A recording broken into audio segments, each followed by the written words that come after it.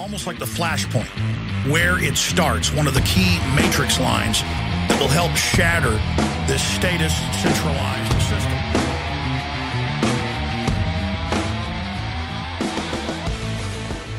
Hello again, ladies and gentlemen. It is still Tuesday, June 19th, 2012, and this is another edition of Flashpoint Radio, the official Tuesday edition. Tentatively, Tuesday will be Tyranny Watch Tuesday, where we will focus on stories brought to my attention by my friend Zach over at tyrannywatch.org. His Twitter feed is updated regularly with stories from all walks of life and all realms and categories. And well, let's look at what he's brought to my attention this week. We will start with some local stories out of St. Louis. From fox2now.com, corrections officers accused of orchestrating beating. Yes, St. Louis City correction officers went to a man and asked him if he wanted to beat another inmate. He said yes, and on video camera, these gentlemen walked that prisoner into the other gentleman's cell, closed it, watched through a window while he was beaten. Nothing else to say there except don't go to prison, or prison guards are prisoners, criminals, the loonies are running the psycho ward.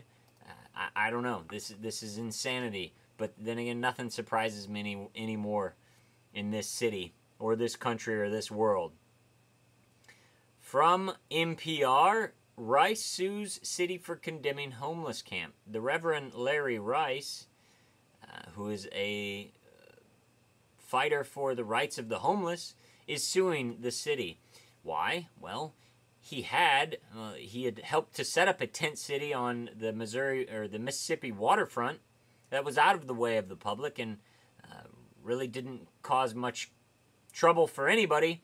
The city shut that down. And so, in protest, he set up a tent city right off of Highway 44 and Kings Highway, right in the Botanical Gardens area. That, of course, got shut down, and now he's suing them for condemning the homeless camp because they did not give public hearings or any time for public response to their actions. They just went down and shut it down. I went back and did a little bit of research to the older story about the riverfront tent city, and turns out that the city of St. Louis gets $14 million annually in federal funds for homeless services. I've been doing some research into the comprehensive annual financial report of St. Louis City, and I've yet to find whether or not there are your tax dollars, city tax dollars, going to help the homeless, but $14 million, and we can't do better. Just give them the money. For all I care, I don't care, but damn it, if they want to have a tent city, let them have a tent city. There's more to this story. Do your own research. Support the homeless. Most of them are there for a reason. Some of them are there out of their own choices, but we should be compassionate to all peoples. That's what we're called to do.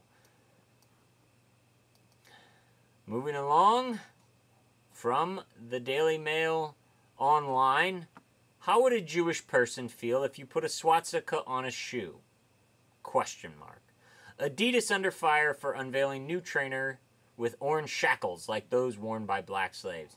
Now, I don't know if they were going for the black slave look, but these are ridiculous shoes that I'm sure will cause lines and cause violence in order to get at these shoes. I'm sure the urban youth will scramble to wear these Adidas around town and then get beat up for these Adidas when they do wear them. And does it surprise you?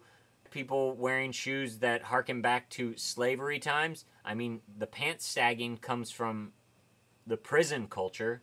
So you glorify the prison culture, you might as well glorify slavery or prison culture. It's less slavery and more just prison culture. This is a shackles thing.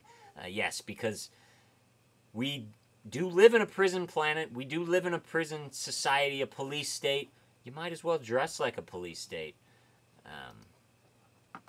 From Mother Jones, charting the cozy connections between J.P. Morgan and the Senate Banking Committee.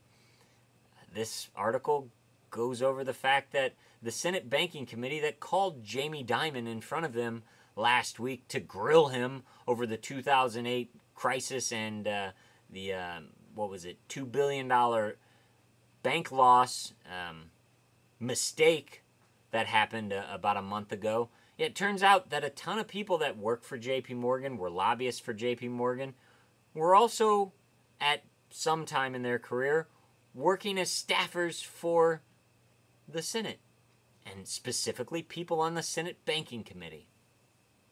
Well, isn't that convenient? But then again, if you know the right people, you can pretty much do anything in this country. Problem is, you don't know the right people. I don't know the right people, so we're stuck down here trying to get a piece of anything while they can do whatever the hell they want, because this is a criminal government that just throws it in your face time and time again.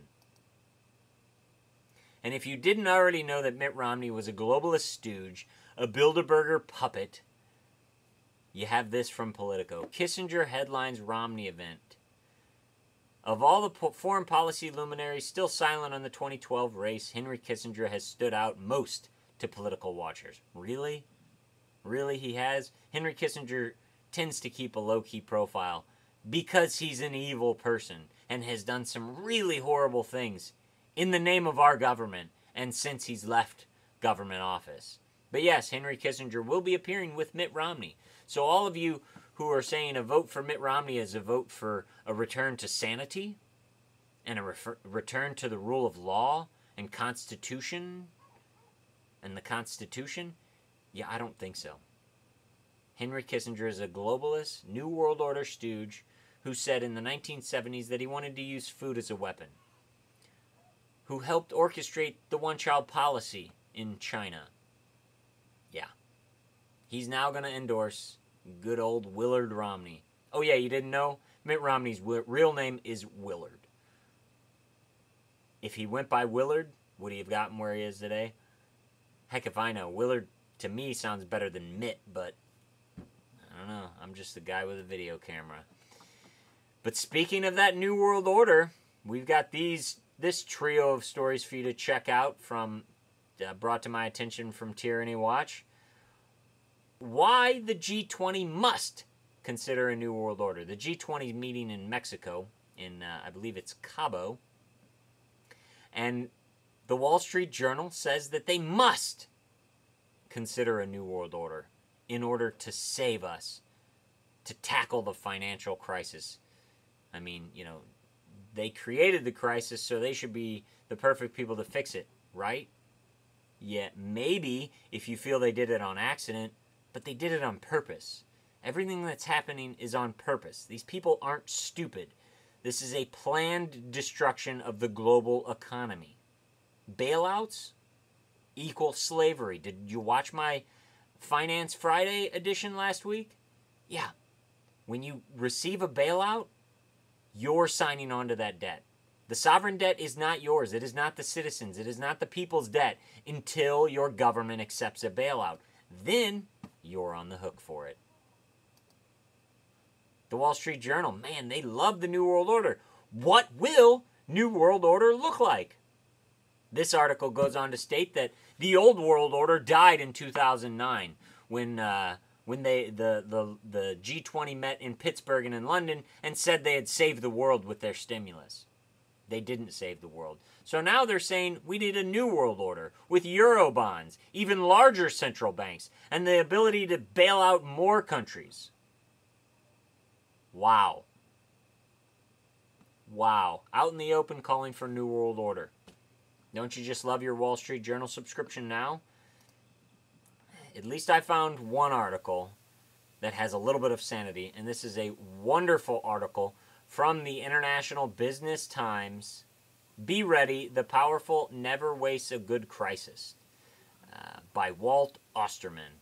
Don't know who the heck this guy is, but this is a must-read. It basically goes over that, yeah, it's not our government that are calling the shots anymore. It is private citizens, private corporations, the rich and wealthy elite who have, gotten into positions of power and have gotten the ears of your representatives. Your representatives don't give a rat's ass about you. You know why? Because you're not a lobbyist. And you're not going to give them a trip to Cabo. You're not going to send them on a trip to Ireland. You're not going to give them a kickback. They're not going to give you a stock tip so you or your wife or your husband can make a lot of money. Again, we are serfs. They are the lords and ladies. Post-industrial nation. Neo-feudalism. This is their plan, and it is stated. It is not a secret. Just look up neo-feudalism. They write about it. They print these in their own journals. Foreign Policy Magazine. Read that, and you'll get a picture into what they're planning for you. And it ain't pretty. And it doesn't involve freedom. For you, at least. Well, they have all the freedom that they want because they can buy their freedom. But then again, they print the money, don't they? That's all we have for this second edition on Tuesday for Flashpoint Radio. Thank you for joining me. Remember, follow Tyranny Watch 1 on Twitter. Go to tyrannywatch.org. Let Zach know that you're listening and you appreciate his news. Jay-Z signing off saying, God bless. Keep your eyes to the sky.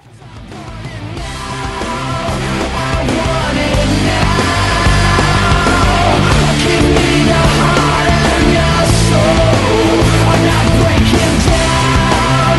I'm breaking